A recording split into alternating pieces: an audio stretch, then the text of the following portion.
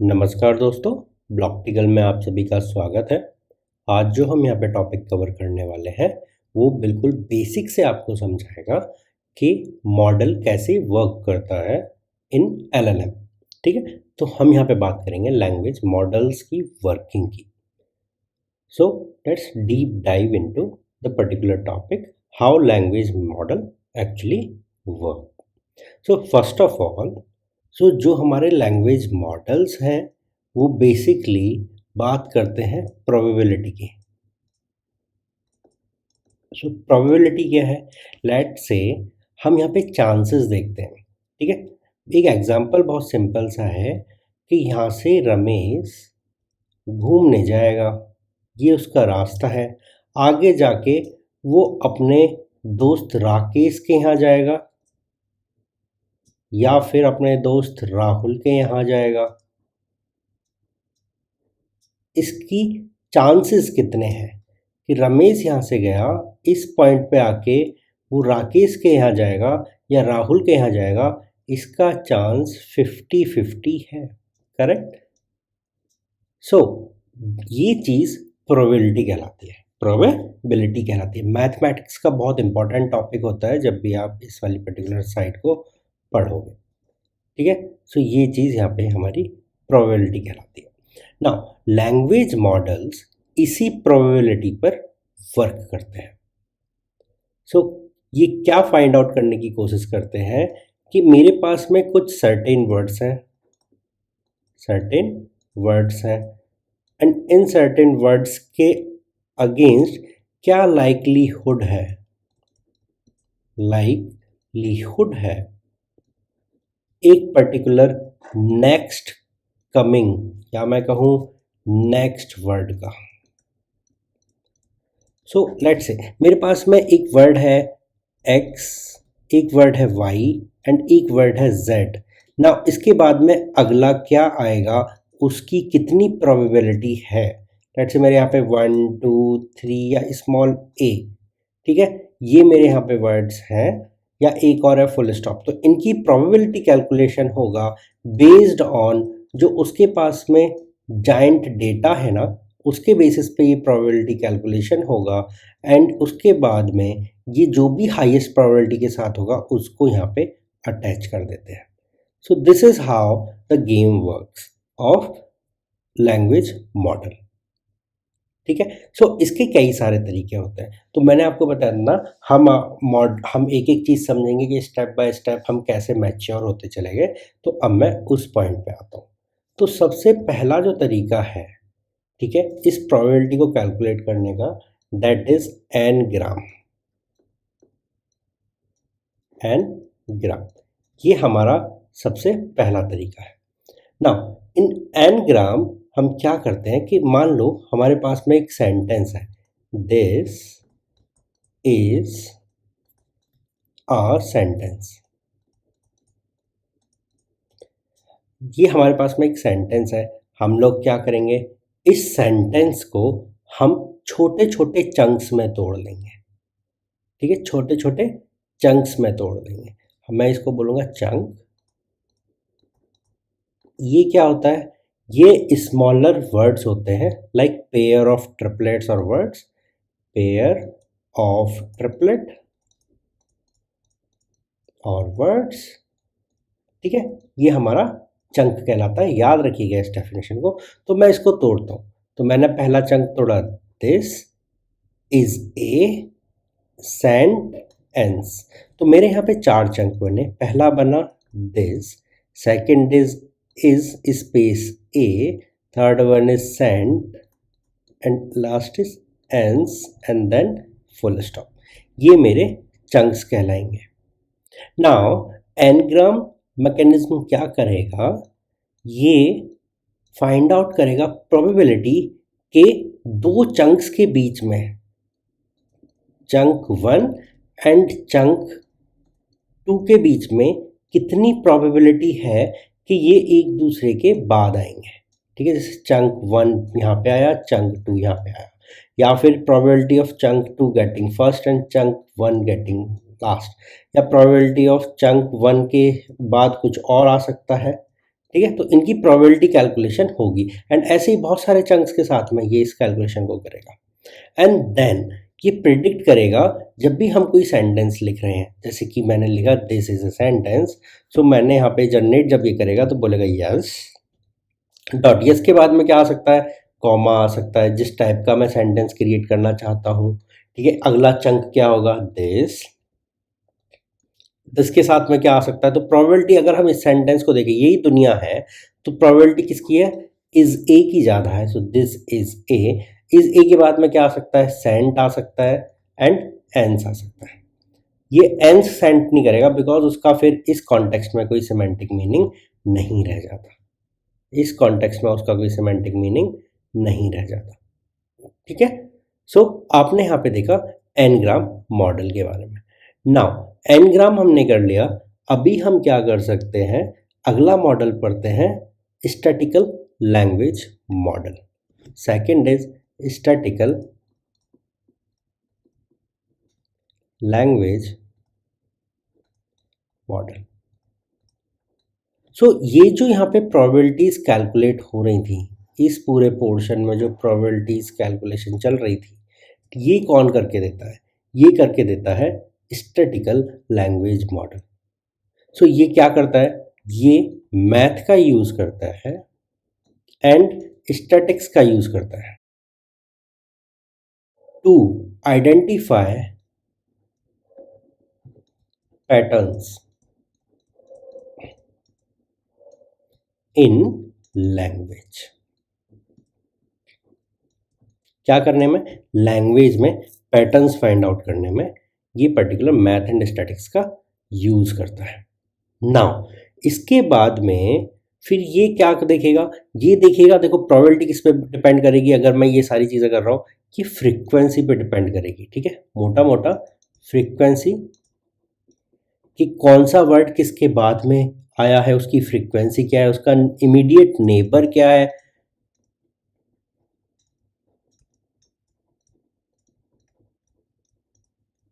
उसकी फ्रीक्वेंसी क्या है। ठीक है, एंड ये पूरे कॉन्टेक्स्ट को सिंप्लीफाई कर देता है कि भाई कौन कौन से ऐसे वर्ड्स हैं जो एक साथ ही आते हैं, उसकी प्रिडिक्शन थोड़ी एडवांस हो जाती है अगर मैं इस पर्टिकुलर चीज़ को मैथमेटिकली एनालाइज करके रख लेता हूँ तो। ठीक है, सो ये जो एन ग्राम मॉडल है ये भी अपने अंदर स्टैटिकल लैंग्वेज मॉडल का यूज कर रहा होगा। ठीक है, सो आपको अभी तक दो छोटे छोटे मॉडल समझ आ गए कि मैं सबसे पहले एन ग्राम में वो टुकड़ों में तोड़ लेता हूँ और फिर मैं उसकी प्रेडिक्शन निकालता हूँ। प्रेडिक्शन निकालने के लिए मैं स्टैटिकल लैंग्वेज मॉडल का यूज़ करता हूँ। ठीक है, यहाँ पे हम बात कर रहे हैं चंक्स की, एंड याद रखिएगा जब भी मैं चंक्स की बात कर रहा हूँ तो ये टुकड़े टुकड़े हम या तो हम तोड़ लें पेयर ऑफ ट्रिपलेट्स में या फिर हम उसको वर्ड्स कह लें। ठीक है, अगला जो मॉडल आ जाता है इसी साइड में, वो एक अजम्पशन पे चलेगा। So third model is Markov assumption.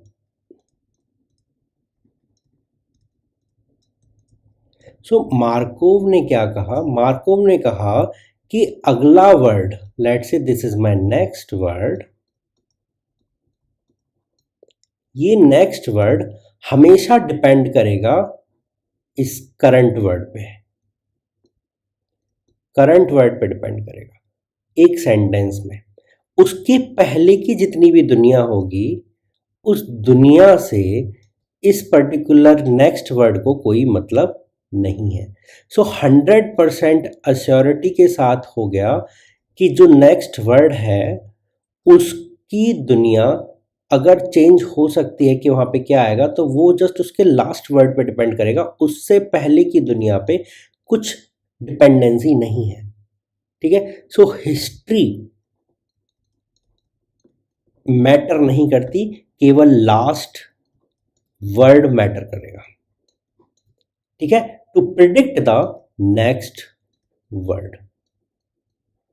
ये किसने बोला, ये मार्कोव ने अजम्पशन लिया एंड इस पर्टिकुलर मॉडल ने क्या कर दिया, बहुत ही ज़्यादा सिंप्लीफाई कर दिया किसी भी सेंटेंस में नेक्स्ट करेक्टर को या नेक्स्ट वर्ड को आइडेंटिफाई करने में पर्टिकुलर कॉन्टेक्स्ट बेसिस पे ऑफ द करंट सेंटेंस और द प्रीवियस वर्ड। ठीक है, तो मुझे अगर ये वाला वर्ड पता है तो मैं अगला वर्ड प्रेडिक्ट कर लूंगा based on this particular word. ठीक है, तो ये किसका अजम्पशन था? मार्कोव का अजम्पशन था। तो इसने बेसिकली, मैं दोबारा बता रहा हूँ, केवल और केवल सिंप्लीफाई किया था, कैलकुलेशंस को थोड़ा इजियर बना दिया था कि भाई जब भी मैं मॉडल में नेक्स्ट वर्ड प्रेडिक्ट करूंगा तो मेरी सिंप्लीफिकेशन हो जाए। ठीक है, आपको अभी के लिए बस इतना समझना है, हम डीप डाइव बाद में देखेंगे कैसे करना है, बट अभी केवल आप ये समझिए।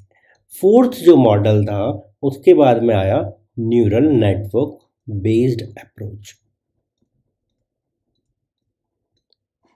एंड ये अप्रोच के लिए जो लैंग्वेज मॉडल की टूल बॉक्स है उसमें एक बहुत पॉपुलर न्यूरल नेटवर्क आ गया which is RNN, that is recurrent neural network.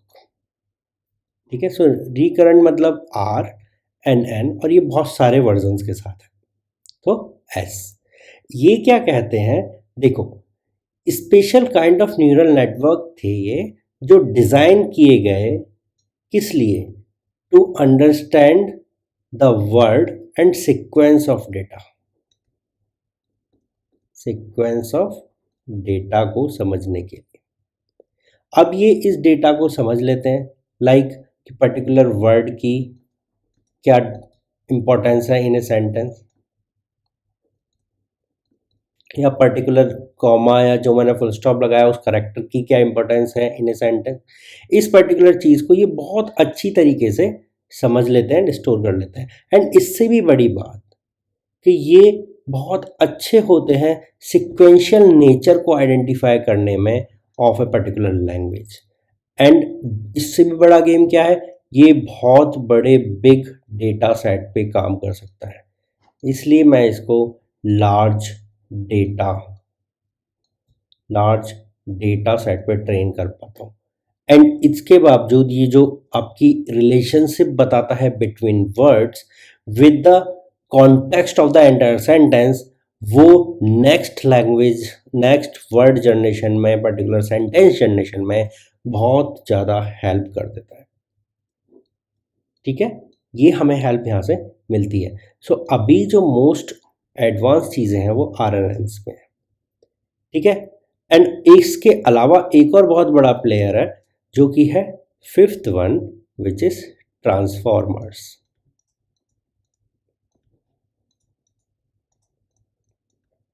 सो ये क्या है ट्रांसफॉर्मर्स? ये एडवांस न्यूरल नेटवर्क है, न्यूरल नेटवर्क आर्किटेक्चर। सो इसको भी हम देखेंगे। तो याद रखिएगा, हम न्यूरल नेटवर्क बेस्ड अप्रोच भी यूज़ कर सकते हैं, जहाँ पे पहला आ गया RNN, दूसरा आ गया ट्रांसफॉर्मर। नाउ अब एक छोटा सा एग्जांपल लेते हैं जहाँ पे हम देखेंगे कि प्रोबेबिलिटी कैसे कैलकुलेट होती है। ठीक है, तो यहाँ मेरा एक एग्जांपल है। सो लेट्स से मैंने एक सेंटेंस इनपुट दिया, the sun is shining dot dot dot, that means अगला वर्ड मुझे यहाँ पे बताओ। ठीक है, ये मुझे बताएगा।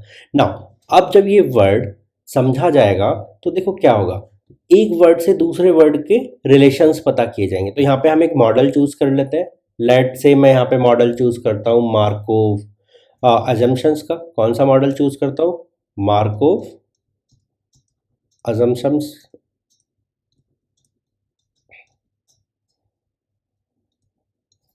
जब मैं मार्कोव अजम्पशन यूज करूंगा तो डेफिनेटली आपको पता होना चाहिए कि केवल पिछला वर्ड ही बता पाएगा कि आगे क्या आएगा। तो साइनिंग के साथ देखो, अब मेरी सारी प्रोबेबिलिस्टिक चीज़ें देखी जाएंगी। ठीक है, तो साइनिंग के साथ क्या आ सकता है? तो साइनिंग स्टार आ सकता है। ठीक है, signing star, signing bright, signing today, and फिर एक और प्रोबेबिलिटी देखेंगे, signing dog, signing cat.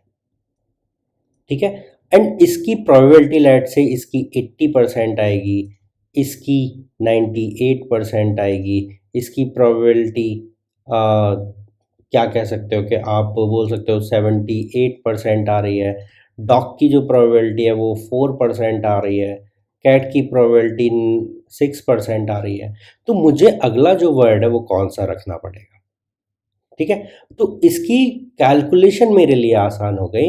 Now इसमें से जो मुझे वर्ड आइडेंटिफाई करना है, मैं सिर्फ उसको पिक करूंगा which is bright of highest probability. तो मेरा सेंटेंस कंप्लीशन होगा the sun is shining bright, ठीक है। सो ये सिंपल सी एक कैलकुलेशन थी कि कैसे हम नेक्स्ट वर्ड को प्रेडिक्ट कर सकते हैं उसकी। सो ये प्रोबेबिलिटी कैलकुलेशन बहुत इंपॉर्टेंट है, हमें समझना भी ज़रूरी है कि फ्रिक्वेंसीज के बेसिस पे कब किसके साथ में कौन सा वर्ड आया है, उसकी सिमेंटिक अंडरस्टैंडिंग के बेसिस पे मैथमेटिकल अरेंजमेंट्स किए जाते हैं इन पर्टिकुलर प्रोबेबिलिटीज़ को निकालने के लिए, जो एक बहुत कॉन्सेप्चुअल इन डेप्थ डिटेल में हम रिसर्च वर्क जब करते हैं तब हम इसको समझेंगे। बट ये पर्टिकुलर एग्जांपल सिर्फ आपको एक आइडिया देने के लिए था कि ओके काम कैसे कैसे होता है इन डिफाइनिंग कि भाई नेक्स्ट वर्ड क्या होगा। एंड हमने यहाँ पे एक रूल भी बनाया था कि हम कौन सा मॉडल यूज़ करने वाले हैं, ठीक है। उसके बेसिस पे मैंने ये एक रैंडम बस एक वैल्यू रख ली टू अंडरस्टैंड कि भाई कैसे मेरा सिलेक्शन होगा। तो ये कैसे आ रही है value, that is a different thing. उसके लिए आप सोचो कि हमने जो मॉडल पढ़ा था कौन सा, प्रोबेबिलिटी का, ठीक है। कौन सा था उसका नाम बताओ, स्टैटिकल लैंग्वेज मॉडल, जो आइडेंटिफाई करता है किसके किसके बीच की प्रोबेबिलिटी क्या है, ठीक है। चंक वन चंक टू या वर्ड वन वर्ड टू के बीच की प्रोबेबिलिटी क्या है बेस्ड ऑन डिफरेंट फैक्टर्स, उसका यूज़ करके ये कैलकुलेशन आई, हमने उसकी वैल्यू ली and then we will identify कि ओके साइनिंग के बाद में यहाँ पे कौन सा वर्ड आने वाला है। So this is a simple example. इसको अब एक और चीज़ करके देखो कि मैं किसको ग्राफ पे रिप्रेजेंट करूँगा ना, तो जब मैं इसको ग्राफ पे रिप्रेजेंट करने जाऊँगा तो यहाँ ग्राफ पे अगर मेरा सेंटेंस यहाँ बिल्कुल लाया करता है सेंटर में, दे द सन इज शाइनिंग, तो देखो सबसे पास में जो चीज़ लाया करेगी विच इज़ ब्राइट, यहाँ पे करेगी टुडे, फिर करेगा स्टार हो सकता है, फिर होगा कि डॉग आ जाए, फिर आएगा कैट आ जाए। सो जो नियर बाय होगा, द डिस्टेंस जिस पर्टिकुलर प्रोबेबिलिटी की कम होगी, ठीक है, वो मैं यहाँ पे यूज़ कर लूँगा। तो ग्राफिकली आप अगर इसको रिप्रेजेंट करना चाहते हो in the form of embeddings, if you know what embeddings are, तो आप इसको ऐसे देख सकते हो, ठीक है। सो दर्द में हम उसी दोस्त के पास जाते हैं जो सबसे करीब होता है। यहाँ पे भी मैं दर्द में उसी दोस्त के पास जाऊँगा जो सबसे करीब है। किस किस के दोस्त की बात हो रही है, शाइनिंग और उसके दोस्तों की बात हो रही है। तो यहाँ पे सबसे बढ़िया दोस्त कौन है, ब्राइट निकल के आया जिसकी दोस्ती 98% है, ठीक है। So this is the example. तो अगर आपको नहीं समझ आया आप दोबारा से वापस से देखिए and we will meet in the next video, जहाँ पे हम बात करेंगे जनरेटिव एआई की एंड उसकी एप्लीकेशंस की। Thank you.